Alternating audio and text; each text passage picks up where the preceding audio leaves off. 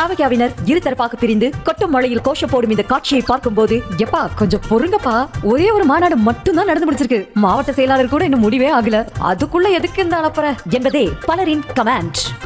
முதலில் தாவேகா ஓட்டப்பிடாரம் தொகுதி பொறுப்பாளர் பாலா தரப்பை சேர்ந்தவர்கள் குரோஸ் பெர்னாண்டஸ் சிலைக்கு மழையோடு மழையாக மாலை அணிவித்ததோடு மாவட்ட செயலாளர் பாலா வாழ்க என கோஷம் எழுப்பினர். அப்போது தூத்துக்குடி மாவட்ட பொறுப்பாளரான அஜிதா ஆக்னஸ் தரப்பை சேர்ந்தவர்கள் சிலைக்கு மாலை அணிவிக்க மழையில் நனைந்தபடியே காத்துக் கொண்டிருந்தனர். அதனை பார்த்தும் கூட மாலையை போட்டோமா மரியாதை செலுத்தினோமா என உடனே இடத்தை காலி செய்யாமல் மாவட்ட செயலாளர் பாலா வாழ்க என அவரது ஆதரவாளர்கள் மூச்சு வாங்க கோஷம் போட்டனர்.